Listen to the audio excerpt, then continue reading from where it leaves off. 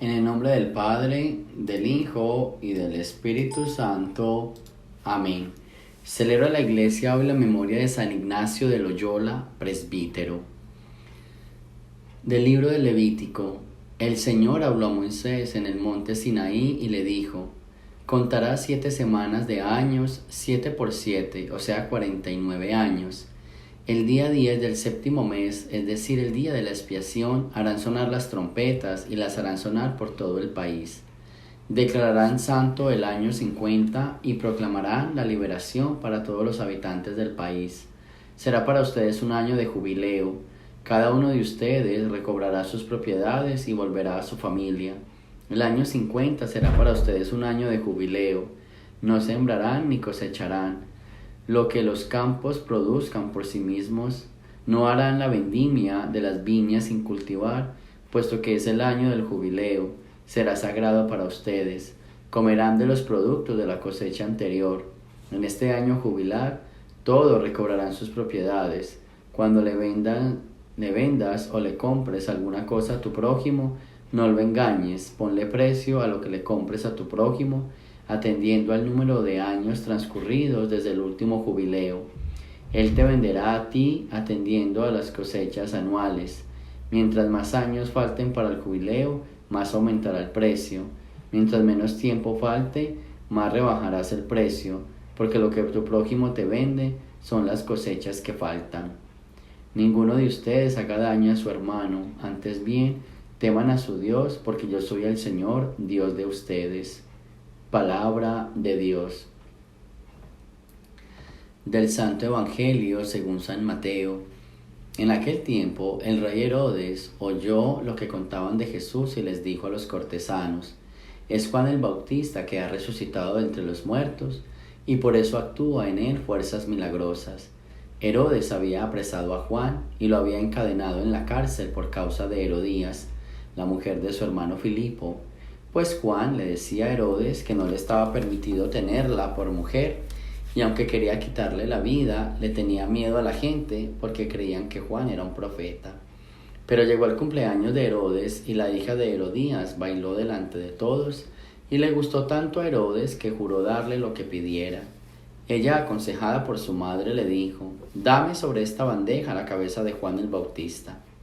El rey se entristeció, pero a causa de su juramento y por no quedar mal con los invitados, ordenó que se la dieran, y entonces mandó degollar a Juan en la cárcel. Trajeron pues la cabeza en una bandeja, se la entregaron a la joven y ella se la llevó a su madre. Después vinieron los discípulos de Juan, recogieron el cuerpo, lo sepultaron y luego fueron a visitarle a Jesús. Palabra del Señor. Muy bien, vamos a hablar hoy un poco sobre San Ignacio de Loyola. Vamos a hablar datos de su biografía y también las 14 reglas para el discernimiento espiritual. Es un santo bien importante en la iglesia y entonces quiero que sepan y profundicen un poco la vida de él. Así que vamos a escuchar un poco de sus datos biográficos y luego las 14 reglas del discernimiento espiritual. Padre. 9 cosas que quizás no sabías sobre San Ignacio de Loyola. Os presentamos algunos hechos que marcaron la vida de uno de los santos más famosos de la Iglesia, fundador de la Compañía de Jesús y creador de los ejercicios espirituales. Aquí, algunos datos que todo católico debe saber sobre su vida. Primero, fue un noble. Íñigo de Loyola, que no tomaría el nombre de Ignacio hasta después de sus estudios en París, venía de una familia noble y antigua del País Vasco, España. De esa familia, un cronista escribiría más tarde que los Loyolas fueron una de las familias más desastrosas que nuestro país tuvo que soportar, una de esas familias vascas que portaba un escudo de armas sobre su puerta principal para justificar mejor las fechorías que eran el tejido y el patrón de su vida. Segundo, fue libertino. La situación sociopolítica en el País Vasco feudal del siglo XVI, en la parte más occidental de los Pirineos, era sumamente violenta. Como algunos nobles de la época, Ignacio era conflictivo, violento y vivía una sexualidad irresponsable. El soldado español, convertido en místico, puede ser el único santo con antecedentes policiales de peleas nocturnas, obviamente antes de su conversión. 3. Casi muere en batalla. En 1519, a los 28 años, Ignacio exigió que su pequeño grupo de soldados luchara contra una fuerza invencible de 12.000 tropas francesas en Pamplona, España. Su valor u obstinación le valió una bala de cañón en las piernas, que destrozó una y dañó gravemente la otra. Los valores de caballero que poseía eran tan elevados que dieron como resultado un largo periodo de convalecencia en casa familiar Loyola. Este periodo cambió su vida y el mundo para siempre. 4. Se convirtió al catolicismo leyendo libros espirituales. Mientras convalecía, leyó textos sobre la vida de Cristo y los santos y decidió imitarlos. Una noche se le apareció la Virgen María con su hijo y desde entonces se propuso servir al Rey del Cielo. Un dato curioso es que antes de la invención de marcadores copió pasajes de la vida de Cristo y de los santos. Las palabras de Jesús fueron escritas en rojo y las de su Santísima Madre en azul. 5.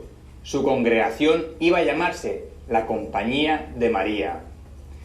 Después de su conversión, la Virgen se le apareció hasta en 30 ocasiones. Fueron tantas que Ignacio quiso llamar a su nueva orden originalmente la Compañía de María. Apenas terminó su convalecencia, se fue en peregrinación al famoso santuario de la Virgen de Montserrat, Cataluña, España. Allí tomó el serio propósito de dedicarse a hacer penitencia por sus pecados. Cambió sus lujosos vestidos por los de un pordiosero. Se consagró a la Virgen Santísima e hizo confesión general de toda su vida. 6. Se convirtió en un mendigo.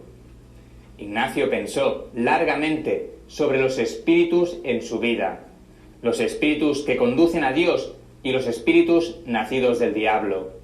Esto lo estimuló a vivir de una manera que los historiadores han llamado su periodo de peregrinación. Durante este tiempo estaba resuelto a renunciar a los placeres mundanos. Se puso un sayal y un zapato con suela de cuerda. 7. Quiso convertir musulmanes. A poco tiempo de contemplar los ejercicios espirituales, Íñigo declaró: Dios quiere que convierta a los musulmanes. Fue hasta Tierra Santa en 1523, donde predicaba en las calles enérgicamente y evangelizaba a todos los que podía.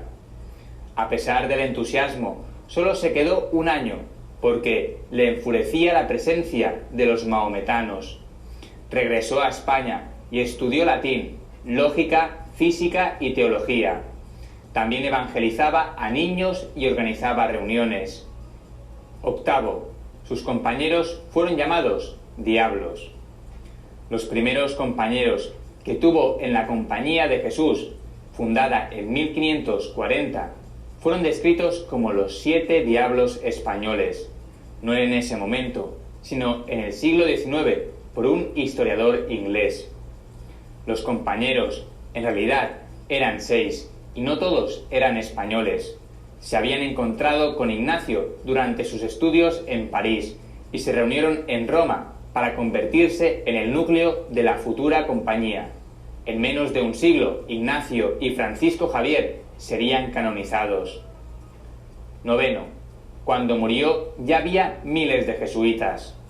Ignacio vivió sus últimos años en una pequeña habitación en Roma.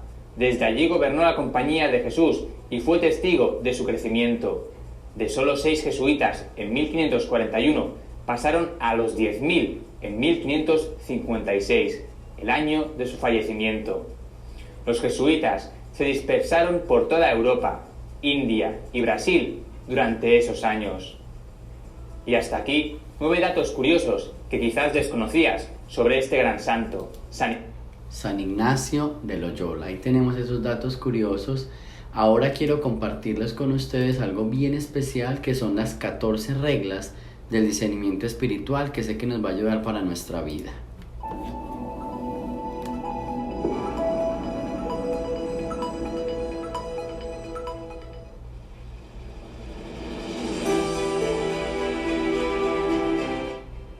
14 reglas de discernimiento espiritual de San Ignacio de Loyola.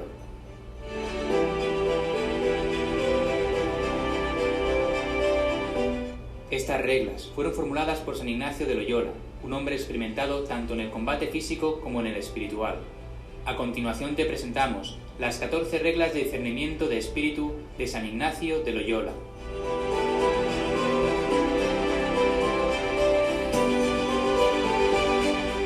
¡1! Buen espíritu. El buen espíritu nos molesta cuando vamos de mal en peor, para sacarnos de la espiral de egocentrismo. Si estás en pecado mortal, o llevando una vida llena de vicios, el espíritu maligno, el enemigo, el diablo, te ofrece constantemente placeres sensuales y otras atracciones pecaminosas para mantenerte en ese estado. El buen espíritu, Dios, tu ángel de la guarda, actuará de manera opuesta, intentando hacerte razonar y haciendo que te remuerda la conciencia para que te apartes del pecado. 2. El mal espíritu. El mal espíritu nos molesta cuando adoptamos la dinámica de salir de nosotros mismos hacia los demás, intentando invertir nuestra dirección. Para aquel que busca activamente purificar su alma y convertirse en santo, el enemigo intentará disuadirlo, a menudo infundiéndole temores irracionales. El buen espíritu lo animará a perseverar, lo consolará, le infundirá paz y apartará de su camino los impedimentos para que siga adelante. My name is Scott Harrison. 3. La consolación. Es el movimiento en el interior que me hace sentir amor, esperanza, fe, caridad, alegría, que me lleva a Dios y me trae paz. Se habla de consolación cuando el alma se inflama con amor o cuando experimenta un aumento de fe, esperanza o caridad. Puede manifestarse con lágrimas de sincero arrepentimiento de los pecados cometidos, o por ejemplo, como una emoción particular al meditar la pasión de Cristo. Se podría decir que es una emoción interior que hace desear amar y servir más a Dios. 4. La desolación. Es el movimiento interior que me hace sentir desazón, odio, desconfianza, temor, tentación, pereza, tristeza. La desolación es lo contrario a la tercera regla, cuando el alma está a oscuras y se ve atraída por cosas mundanas, incapaz de elevarse a Dios, al acecho de cualquier tentación y carente de fe, esperanza, amor y confianza en Dios. Cuando uno está en desolación, se siente apartado de Dios y atraído por la pereza, la mediocridad, la tristeza, etc. 5. No cambiar. En desolación, no cambiar las decisiones. Permanece firme y paciente hasta estar más sereno para decidir. Cuando te encuentres en estado de desolación, no cambies nada, sino que persevera en los propósitos que hiciste en la consolación anterior, porque al igual que en tiempo de consolación nos guía y aconseja el buen espíritu, en la desolación lo hace el mal espíritu. 6. Hacer mudanza. En desolación, mudarse de las cosas del mal espíritu, emprender acciones que nos saquen de la desolación.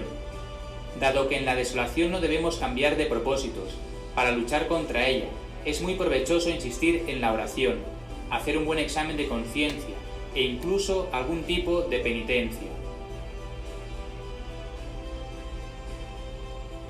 7. La prueba. Considera la desolación como una prueba para aprender a enfrentar las dificultades. Confía en que Dios no te pedirá algo superior a ti. Cuando estés en desolación, considera que es el Señor el que permite que así sea, dejando que te sientas solo frente a las tentaciones. Y sin embargo, aunque no lo sientas, Él te ha dado la gracia para resistir y hasta la gracia suficiente para alcanzar la salvación. 8. Paciencia. En desolación, no perder la calma. Pronto vendrá la consolación, si tomo las medidas oportunas. En desolación, trabaja la paciencia. En vez de desanimarte, piensa que pronto serás consolado, y pon los medios necesarios para combatir la desolación, como está dicho en la sexta regla. 9. Causas de desolación: ser tibio, perezoso, negligente, rechazar la prueba, las dificultades, olvidar a Dios, creer que somos los cocineros de nuestra vida. Hay 3 causas principales por las que podemos estar desolados. La primera, por descuidar nuestra vida espiritual. Admítelo, es culpa tuya. La segunda, Dios puede estar poniéndonos a prueba para ver si también le somos fieles cuando no sentimos su presencia. Y tercera, en ocasiones Dios nos enseña mediante la desolación que ninguna consolación es fruto de nuestro propio hacer, sino que siempre es un don gratuito suyo, y no debemos cometer el error de atribuírnosla. 10.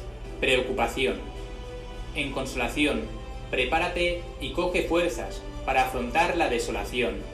Cuando estés en consolación, nunca olvides que la desolación llegará, así que ponte en guardia y prepárate para la batalla.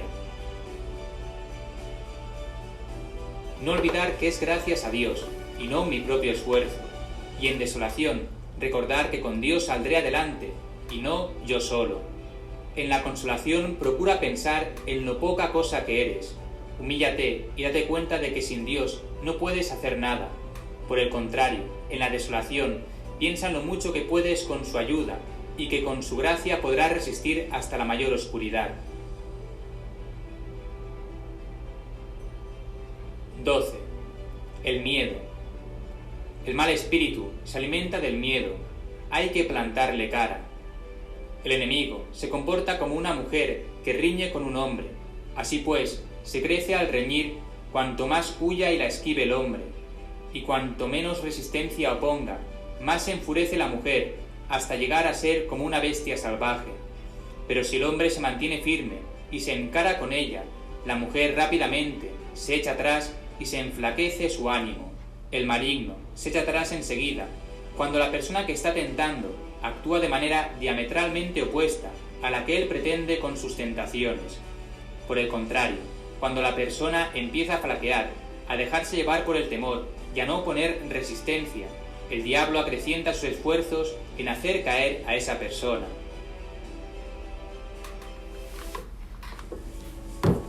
Rico was born in 13. El secreto. El mal espíritu se alimenta de los secretos. Déjate acompañar. El enemigo también actúa como un amante prohibido. Este enamorado, que va tras la hija de buen padre o esposa de buen marido, no quiere que salga a la luz lo que le dice y lo que hace en secreto.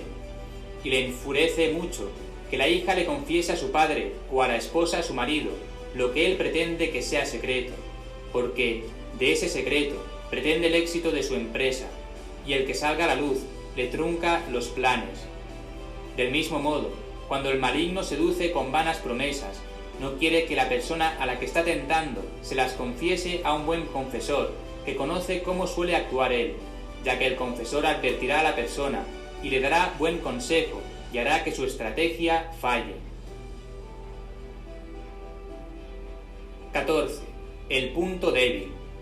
El mal espíritu entra por los puntos débiles, el lado opuesto al que defendemos.